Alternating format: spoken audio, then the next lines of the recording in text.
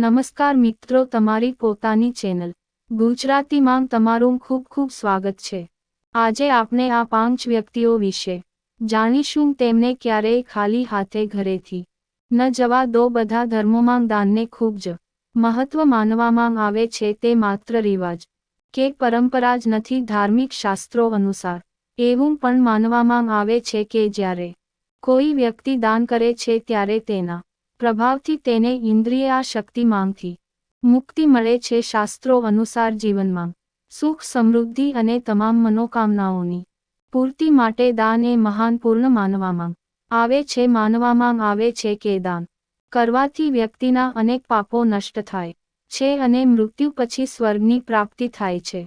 ધાર્મિક સ્થળો પર દાન કરવાનું મહત્વ ઘણા સમયથી ઓળખાય છે, પરંતુ ઘરના દરવાજે આજે આવનાર સાધુને ખાલી હાથ પાછા ફરવું નુકસાનકારક હોઈ શકે છે। શાસ્ત્રો અનુસાર જો 4 લોકો ખાલી હાથે પાછા ફરો તો ભાગ્ય દુર્ભાગ્યમાં બદલાઈ જાય છે। ઘરમાં આવનારી ખુશીઓને દોષ લાગે છે। આપને જણાવી દઈએ તે પહેલા, જો તમે ઈચ્છો છો કે દેવી લક્ષ્મીના આશીર્વાદ હંમેશા તમારા પર બન્યા રહે તો આ ચેનલને સબસ્ક્રાઇબ કરો, વિડીયો લાઇક કરો અને કમેન્ટમાં લખો જય માં લક્ષ્મી। તમારી વિડીયો લાઇક કરવો જ જોઈએ, પછી તમે લોકો ભૂલી જાવ। તમારી એક લાઇક અમારો વધુ વિડીયો બનાવવાનો ઉત્સાહ વધારે છે।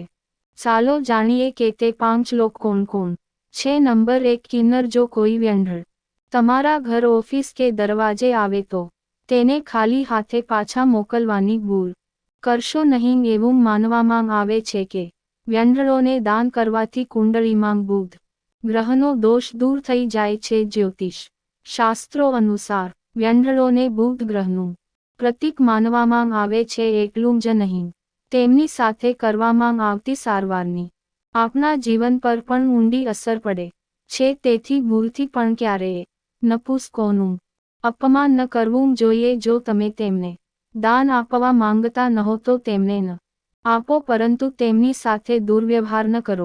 એક ધાર્મિક માન્યતા એવી પણ છે કે જો લીલા રંગના કપડાં અથવા લીલા રંગની કોઈ પણ વસ્તુ વ્યંઢળોને દાન કરવામાં આવે તો તે ખૂબ જ શુભ હોય છે। આવું કરવાથી જીવનમાં સુખ સમૃદ્ધિ આવે છે, પરંતુ તેનું અપમાન કરવાથી બુધ ગ્રહને નુકસાન થાય છે, તે ખરાબ છે। વ્યક્તિએ અનેક પ્રકારની માનસિક અને શારીરિક સમસ્યાઓનો સામનો કરવો પડી શકે છે।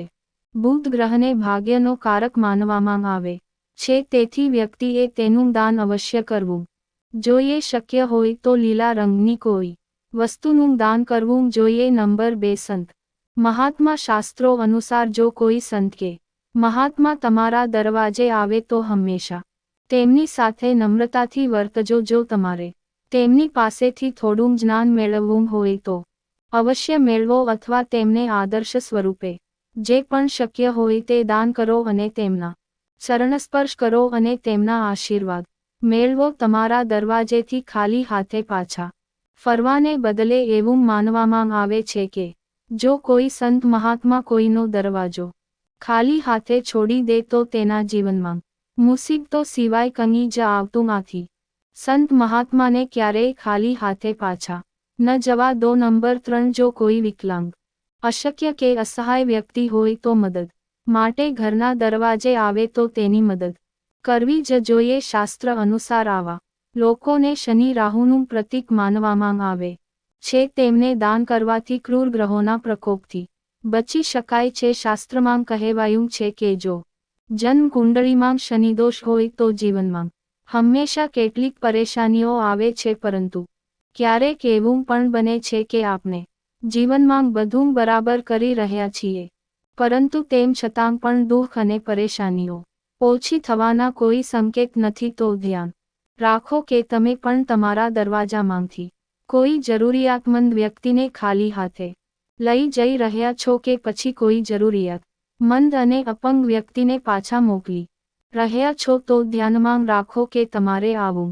ક્યારેય ન કરવું જોઈએ, કારણ કે વિકલાંગ લોકોને રાહુ અને શનિદેવનો પ્રતીક માનવામાં આવે છે। તેથી જ આ જાતિના દરવાજેથી ક્યારે ખાલી હાથે પાછા ન ફરવું જોઈએ। નંબર 4, જો કોઈ ભિખારી ઘરના દરવાજે આવે તો તેને ખાલી હાથે પાછો ન ફરવો જોઈએ, અન્યથા પૈસા અથવા તો ખોરાક અથવા પહેરવા લાયક વસ્તુઓનું દાન કરવું. ઘણીવાર એવું જોવા મળે છે કે લોકો દરવાજા પર કે ક્યાંક ભીખ માંગતા લોકોને ઠપકો આપે છે અથવા તેઓ ચાર વાત કહે છે, પરંતુ ધર્મશાસ્ત્ર મુજબ તમે કોઈને દાન કરો કે ન કરો તેને ખરાબ લાગે તે બિલકુલ યોગ્ય નથી એવું માનવામાં આવે છે કે આમ કરવાથી આપના સંચિત પુણ્યનો પણ નાશ થાય છે. તેથી ધાર્મિક શાસ્ત્રો અનુસાર ભિખારીને ક્યારેય પણ તમારા દ્વારથી ખાલી હાથે ન હટાવો. તમારી યથાશક્તિ અનુસાર જેટલું હોઈ શકે તેટલું